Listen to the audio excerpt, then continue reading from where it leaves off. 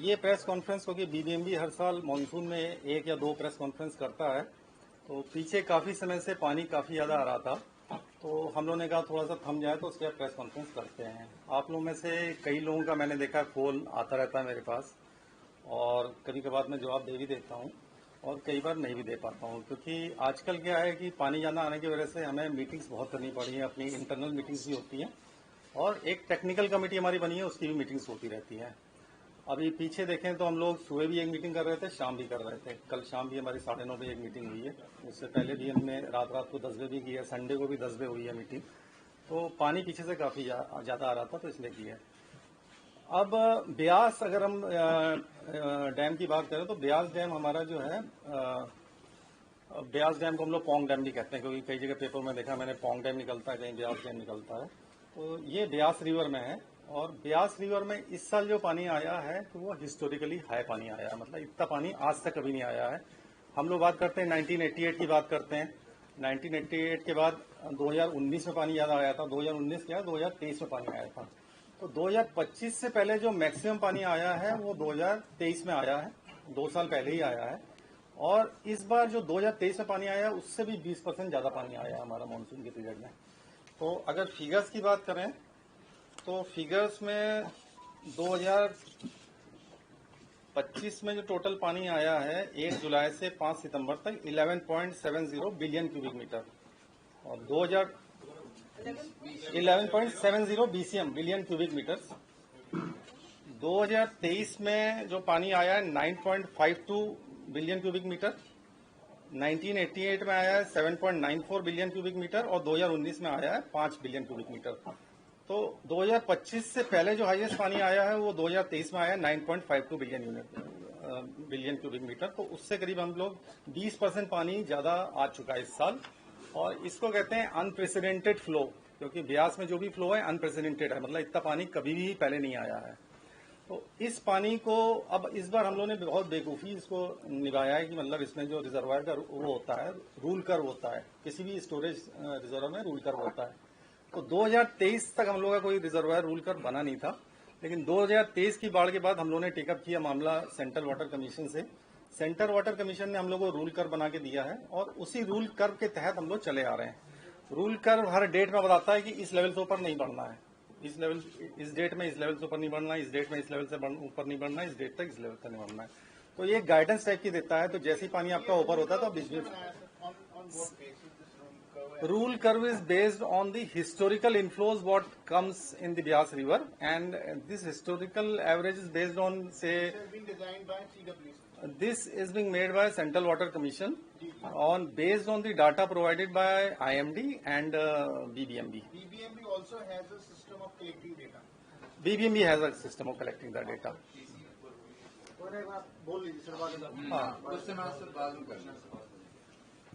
अच्छा, उसके बाद अगर भाखड़ा डैम की बात करें तो भाखड़ा डैम में भी historically one of the highest आया है, बट ये अनप्रेसिडेंटेड नहीं है।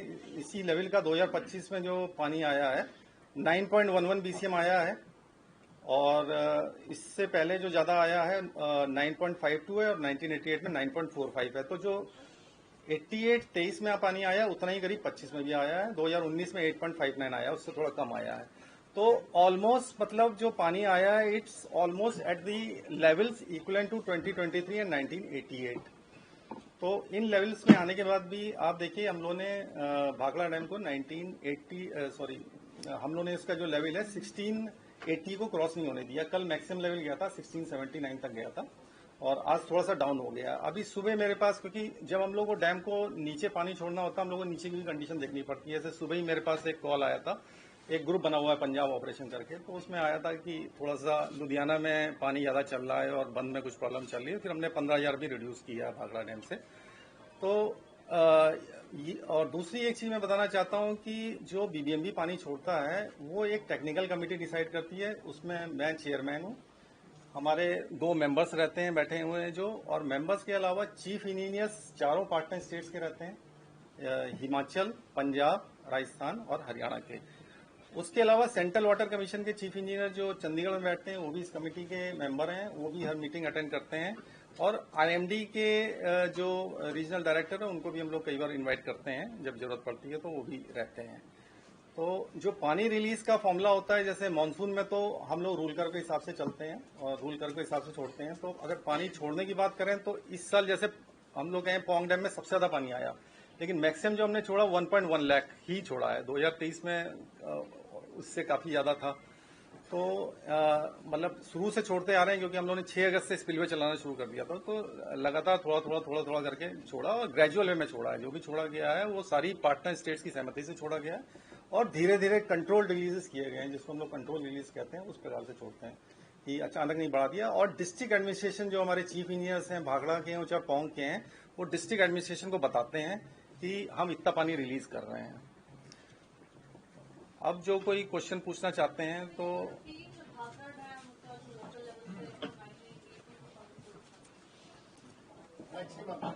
Maximum 19 levels in 1988 they had crossed that level of 1680. They reached more than 1685, क्योंकि उस समय जो FRL था हमारा 1685 था। तो 1685 को क्रॉस कर दिया था 1988 में। और 23 में जो है इतना ही रहा था, 1679 तक गया था। और 19 में है किसी को आइडिया? हमारे नीरज है 80 से कमी था, 80 से ऊपर कभी नहीं गया। अभी पीछे 88 के बाद गया नहीं कभी भी। 1679 गया, 1679। हाँ, उससे आधा फीट नीचे है अभी करीब, अभी भी 78 पॉइंट समथिंग है। Sir, how much was it? 1679 तक गया। Sir, how much were the maximum inflows? Releases कितने थे? From which project? From Bhakra project, maximum were yesterday it was 85,000. Today we have reduced it to 70,000. Based on the levels we are doing that, and the minimum releases we started with somewhat 4,000 to 5,000 releases. So presently the releases are 70,000 cusecs. ऊपर से पानी थोड़ा कम हुआ है, भाखड़ा में थोड़ा कम हुआ है, पोंग में लगातार 1 लाख से ऊपर आ रहा है। कई समय हो गया, कई दिन हो गए हैं।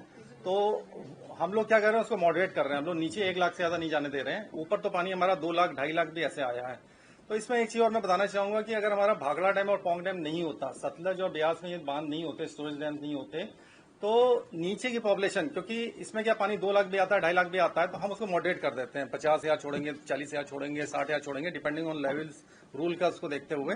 तो इससे क्या रहता है, हम फ्लड को मॉडरेट कर देते हैं। अगर मान लिया ये बांध नहीं होते, एक चीज है कि मान लिया बांध होते ही नहीं दोनों के दोनों, यहाँ पे कोई भी बांध नहीं होता, मतलब 2 ही स्टोरेज प्रोजेक्ट हैं। बाकी तो जो बांध होते हैं, जो रन ऑफ दी रिवर वाले बांध होते हैं, उनको तो छोड़ना ही पड़ता है, क्योंकि उसमें स्टोरेज होती नहीं है। अगर ये बांध नहीं होते तो आज की डेट में फ्लडिंग हमारी जून से शुरू हो जाती है। अगर फर्स्ट देखा जाए, जो इवेंट आया था हमारा जून में ही आया था, जून लास्ट वीक में आया था, तो उसी समय फ्लडिंग हो चुकी थी। उस समय भी हमारा जो फ्लोज थे इसके हमारे ब्यास के थे, वो 1-1.5 लाख से ऊपर चले गए थे। उस समय हमने छोड़ा नहीं, क्योंकि उस समय हमारे पास जो स्पिलवे होता है उसका एक लेवल होता है पर्टिकुलर, उसके बाद ही छोड़ सकते हैं।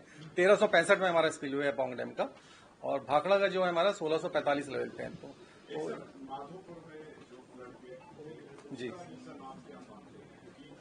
जा रहा है कि 2 लाख पानी भी नहीं है हमारे और कंपनी को ब्लेम किया जा रहा है, आपका क्या मानना है? माधोपुर हम लोग का नहीं है, वो पंजाब इरिगेशन हैंडल करता है, तो उनको मालूम होगा इसके बारे में। हम लोग को तो हमारे अपने मालूम है, हम लोग यहाँ से 1 लाख से ऊपर रिलीज नहीं हुआ, पोंग डैम से हुआ। एक सवाल ये था कि जब ये हाईकोर्ट में मसला आपका पानी वाला पंजाब था, उसके बाद अभी रिसेंटली जब ये फ्लड चल रही थी, तो आम आदमी पार्टी कहना है कि बीबीएमबी हमसे बार हमने उनसे बात की कि पानी कब छोड़ना है, कभी तो हमें कुछ बताया नहीं जाता।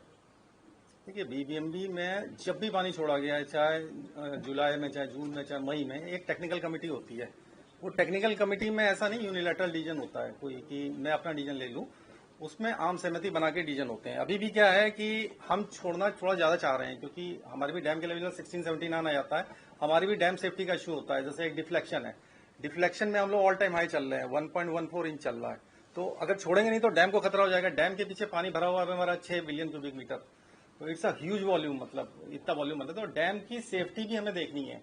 नीचे तो ठीक है, मतलब जब हम स्टोरेज डैम बना रहे हैं तो राज्य सरकारों का भी ये दायित्व बनता है कि वो अपने रिवर की जो ट्रेनिंग प्रॉपर करें, उसको रिवर ट्रेनिंग वर्क कहते हैं, जिसमें एम्बैंकमेंट बांध है उसको ठीक करना है, ये करना है, तो वो भी उनको करना है। तो हम लोग आम सहमति से चलते हैं कि आपको लगता है उसमें लैकिंग है सर?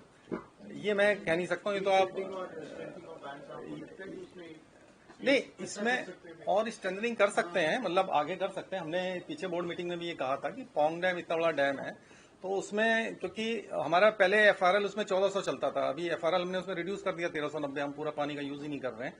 तो उसमें यह है कि सर्टेनली कभी पैसा काफी खर्च होगा, अगर हम स्ट्रेंथनिंग करते हैं तो काफी पैसा है।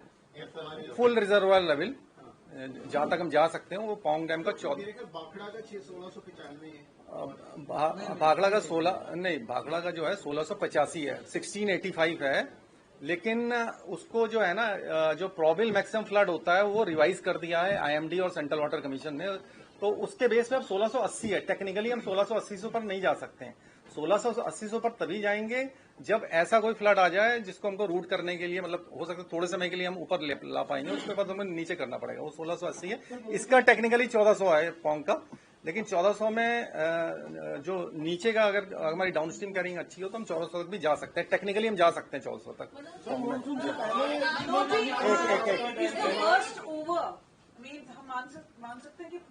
मतलब as per the predictions of IMD, because we whatever we are doing, we are releasing the water or whether we are retaining in our dams, so that's based on the forecasting agencies. So we are referring to 3 forecasting agencies.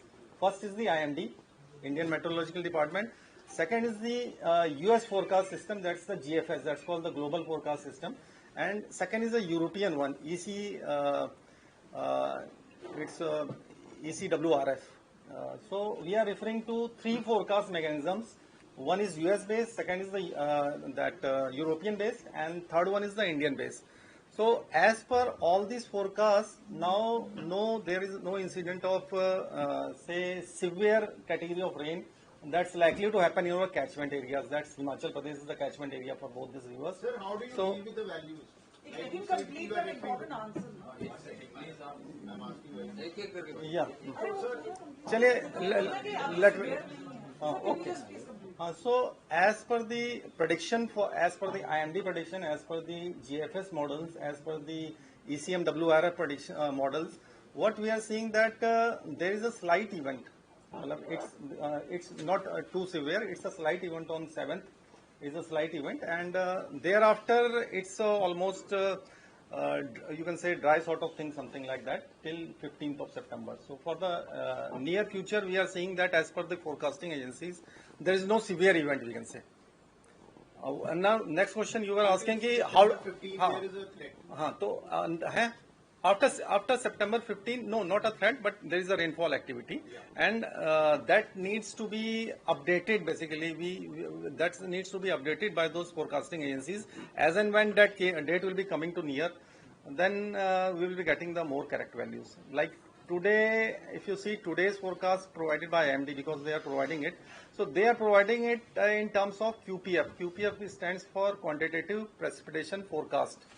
So that quantitative precipitation forecast for the next 3-4 days is not too much. मतलब we can handle it very easily. Sir monsoon से पहले कोई ऐसा लगा है sir monsoon से पहले ऐसा कुछ रखा रहता है कि जिसका कितना लाभ रखा जाए? चले मैं let ma'am okay हाँ. True, the technical committee had recommended that there should be release of water, controlled release of water in month of May or June. But because of tussle between Punjab and Haryana, the water could not be released, and that led to flooding.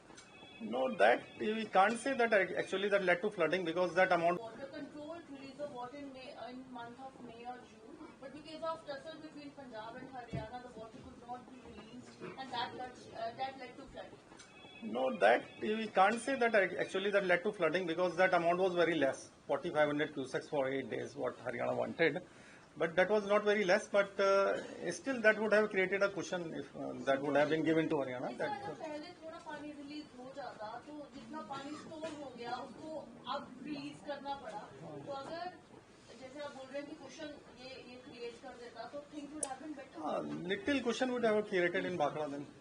Sir But that quantity is not too much. It's 88 MCM, and the water what we are getting it's too high. Sir इसको लेकर बना हुआ है क्या कि monsoon कितनी level रखा जाएगा डैम का जो मानसून हाई मानसून एक मिनट का सुन ले, हाँ बताइए। सर कोई ऐसा रूल है कि मानसून से पहले डैम का लेवल कितना रखा जाएगा ताकि अगर ज्यादा पानी आता है तो उसको पहले से कंट्रोल कर सके? हाँ, इसमें नियम हमारा है, ये है कि जैसे पोंग डैम में हम लोग नॉर्मली हमारी टेक्निकल कमेटी ने बहुत पहले डिसाइड किया है, 1990s में डिसाइड किया था कि पोंग का लेवल हम 1301 के आसपास जो है ले आने की कोशिश करेंगे।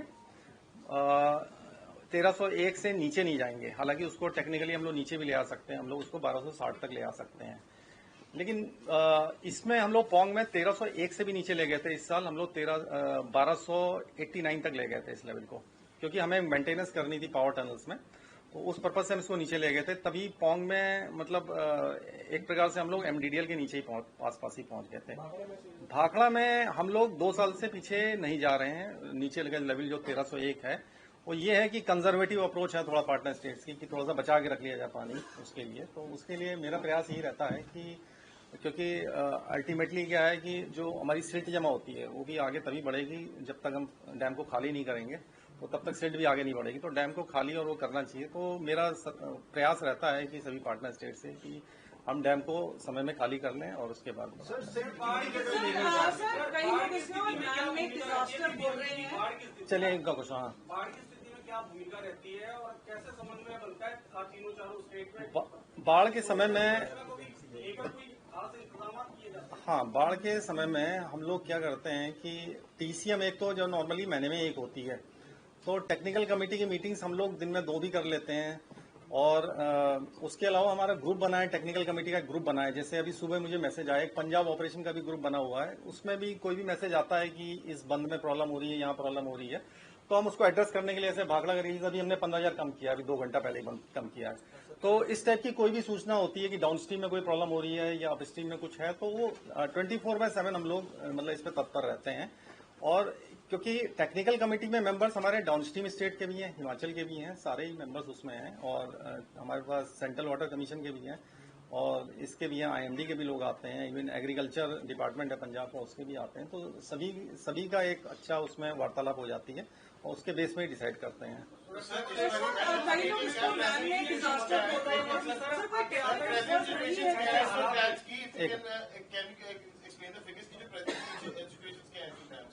कितने फीट पे पानी है और कितना डेंजर लेवल के नीचे है? अच्छा, इसमें जैसे भाखड़ा की बात कर रहे हैं तो अभी हमारा 1678.6 के करीब है लेवल, 1678.6। तो डेंजर लेवल से अभी हम लोग करीब 1.4 फीट नीचे हैं। उसके बाद का जो क्वेश्चन होता है, हालांकि 1690 तक जा सकते हैं, मतलब ऐसा नहीं है कि अगर बहुत पीछे से पानी आता है तो हम 1690 तक भी जा सकते हैं फ्लड को रूट करने के लिए। और पोंग में जो हमारे लेवल है 1394.71 है आज सुबह का लेवल। और इसको हाँ, इसका जो हमारा जो डेंजर लेवल वैसे तो 1390 ही माना जाता है, लेकिन एक्चुअल में टेक्निकली ये 1400 लेवल है हमारा। टेक्निकली हमारा 1400 तक जा सकते हैं, क्योंकि डाउन स्ट्रीम की कैरिंग कैपेसिटी नहीं है रिवर की, जो हिमाचल और पंजाब के एरियाज लगते हैं, क्योंकि उसमें बहुत ज्यादा पानी जाने में, तो इसलिए हम इसको 1390 ही मान के चलते हैं आज की डेट में। और इसको हम लोग ले आ सकते हैं 1410 तक ले आ सकते हैं। तो 1410 तक डैम को कोई खतरा नहीं है, इवन 1421 तक भी कोई डैम को खतरा नहीं है। हालांकि उससे मतलब पीछे हिमाचल में कुछ एरिया डूब जाएंगे, लेकिन डैम के खतरे के लिए 1421 तक जा सकते हैं, टेक्निकली जा सकते हैं।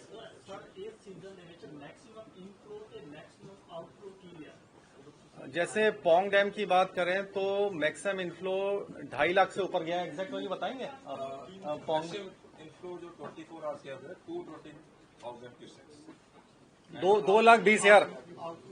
आउटफ्लो 1,10,000 है पोंग से। भाखड़ा का इनफ्लो मैक्सिमम 1 लाख से ऊपर 1,90,000 क्यूसेक्स इस 24 आवर एवरेज। एक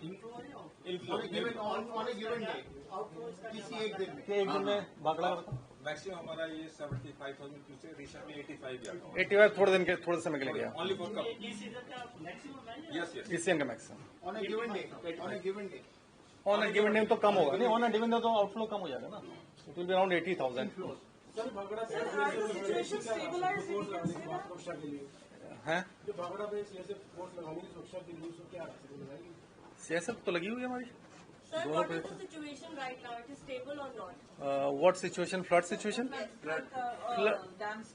Flood situation and situation of the dams, as because we go as per the prediction by the meteorological departments. So all the meteorological departments worldwide, they are saying that in Himachal there is no severe rainfall for the next 4-5 days. So as per the forecast, we won't be getting any abnormal inflows, and the outflows what we had kept from the dams, they are sufficient to keep the dam within that safety limits. So safety limits are quite high. Matlab you see in the case of Pong, it's still 1421. Though we are operating at 1394, but still we can go till 1421. Dam is designed for that level. In case of Bhakra also, it's designed for 1690. We are from that level, from safety point of view. So still it's around 12 feet lower than that level.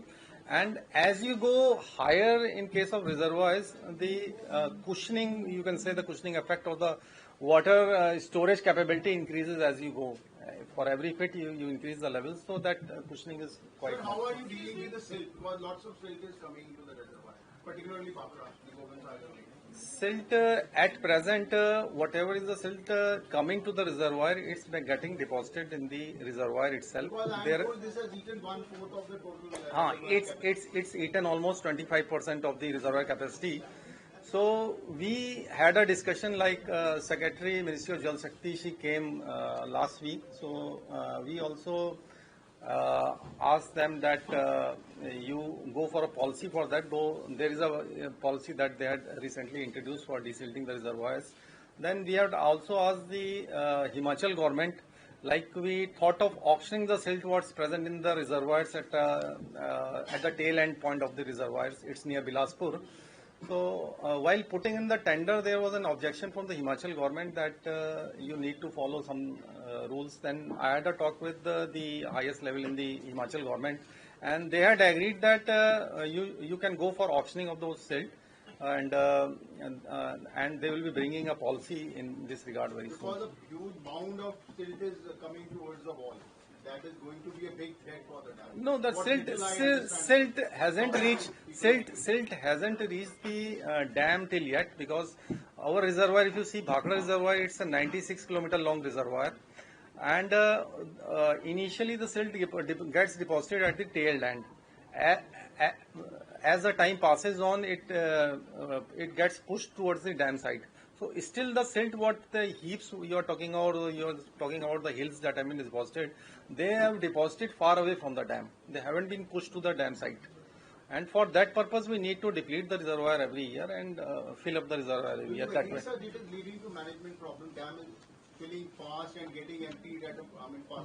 We had a talk of many agencies in this regard also. So some of the agencies, they had agreed for it for a deep dredging of the reservoirs. So they are coming next week to visit the reservoir. They are Australian firms. Without lowering the water level. Without lowering they will be doing the deep dredging of the reservoirs. Situation में हरियाणा को कितना पानी sir dam से दिया जा रहा है? चलो लेट हाँ या So one is दर्शकों को अगर आप बताएंगे कि घबराने की कोई जरूरत नहीं है, और दूसरा जो टीम आ रही है कहाँ ऑस्ट्रेलिया से आ रही है और क्या करने आ रही है?